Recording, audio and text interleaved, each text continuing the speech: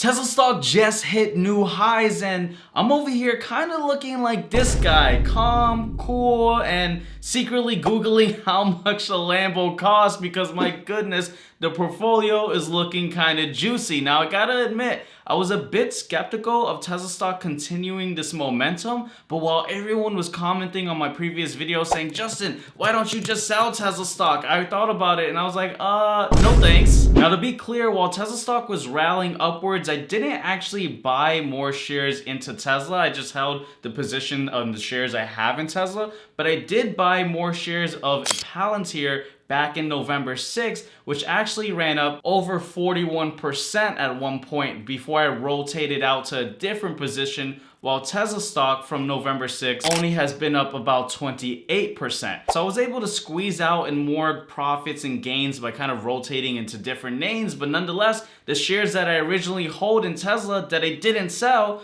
seeing it kind of rally up while I was moving positions in other names kind of is a blessing to see, right? But, I want to go ahead and touch on, well, are we kind of in bubble territory? Or are we actually not in bubble territory, right? I want to just kind of touch on a couple of interesting things because we're at a point in time where we're seeing everything rally up. I mean, if anyone remembers Dogecoin, even this thing is going to the moon, right? Even the crypto meme coins are going up. But nonetheless, it doesn't necessarily mean that we're in this overinflated territory. Maybe for crypto, right? Because you guys know, I do, hold, right now exposure to like the ETF for crypto, but not really into crypto directly. I know someone's going to comment about that saying, oh, you're wrong, crazy for not being in crypto. Okay, maybe, right? But nonetheless, I stick to equities and just what's going on because I like to actually look at the fundamentals. And what we're seeing right now is pretty interesting because we have this chart here from FactSet, and currently, while stock prices are rising upwards for the S&P 500,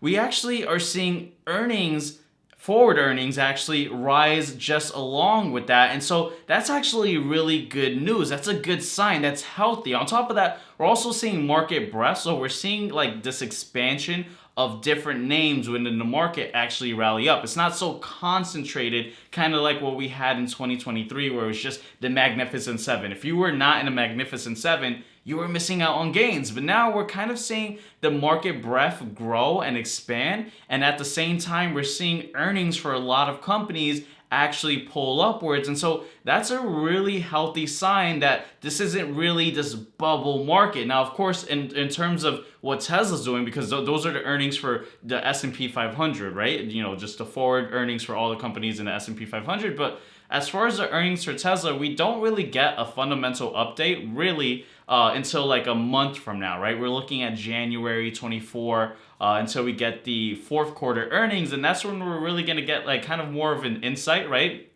I always try to think of looking at the fundamentals of a company kind of like how a doctor would look at how your overall health is, right? Because, someone may look healthy, but then you get the chart and you're like, you have a lot of cholesterol, So that's kind of like how you want to look at companies, right? So we're not going to really get that fundamental update for Tesla till 2 months from now. Yeah, we'll have some sprinkles of like deliveries and etc. other news for Tesla, but at the moment, we don't really know. But I believe that we're likely to continue with this momentum of not just Tesla, but this overall momentum that we're seeing in the market, kind of with the Thanksgiving rally that we typically have, right? Historical price action isn't indicative of future price action, but historically, we do see stocks kind of rally by Thanksgiving. And so I think this momentum can keep up. But I also want to highlight something else I saw pretty interesting. Now, Gary Black recently tweeted how after listening to several over-the-top Tesla speeches this week,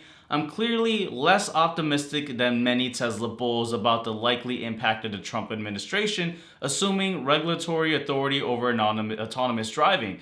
Regulatory approval has never been the bottleneck blocking Tesla robotaxi from launching nationally. Trump can loosen federal oversight of autonomous vehicles, but Tesla's far bigger obstacle is getting unsupervised FSD ready for the road. To assume liability for potential damage and injury, FSD needs to operate at a 99.99% efficiency, 300x better than the 97% efficiency that Tesla FSDtracker.com shows FSD is at today. And so it goes on to say our enthusiasm towards Tesla Robotaxi will increase when FSD efficiency moves up or moves to the right side of the decimal point of the nines towards unsupervised autonomy. Now, this may sound like kind of a lot of gibberish, but not gibberish, but sometimes I just feel like you could very simple.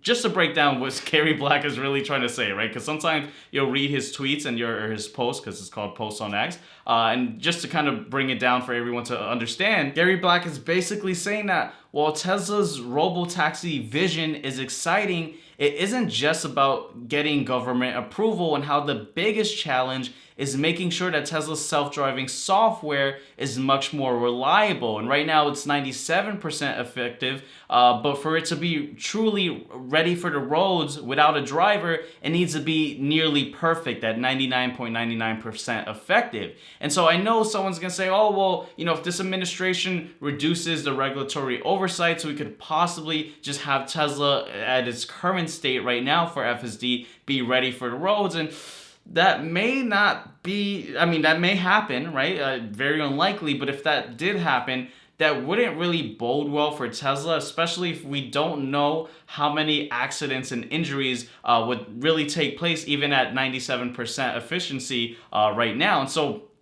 we want to see improvement of FSD continue. And I think obviously with government regulations probably getting, stifled or shoved under the rug, not that it's a bad thing, right? Sometimes too much regulation isn't really good for growth, right?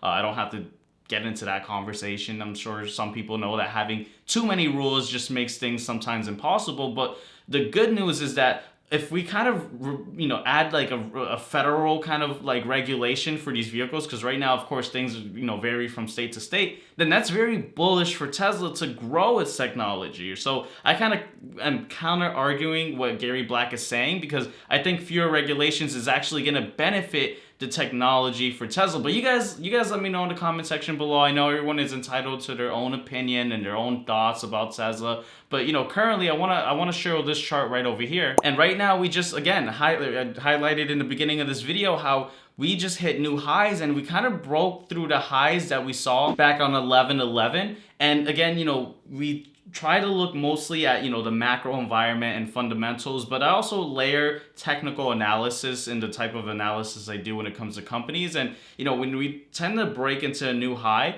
we tend to see prices continue moving up. Again, you guys should only trade or invest in whatever you see value in, but I think that there's a potential for this Thanksgiving rally to still continue going. Now, what ends up happening after Thanksgiving, of course, we don't know, because especially with this administration kind of announcing new things almost every single day, maybe the idea of tariffs coming back into the conversation could kind of, mix things up. But, in the short term, I'm pretty bullish on Tesla going into Thanksgiving, still not buying more into my portfolio. And the reason, before anyone tries to execute or do whatever, try to, be a comment warrior. The reason is I have too much exposure to Tesla, and also, I'm still not too, optimistic at these levels. I'd like to buy things at a huge discount, and I think that there may be another opportunity to buy more shares of Tesla stock at a discount. But again, to each their own, that's just my opinion. But if you do want more of my insights and how I look at the market and what trade ideas I'm looking at, just like I mentioned earlier, I didn't buy more Tesla, but I bought more Palantir, and then I rotated out of Palantir, and then I bought a different position, and then rotated, etc. If you want access to that,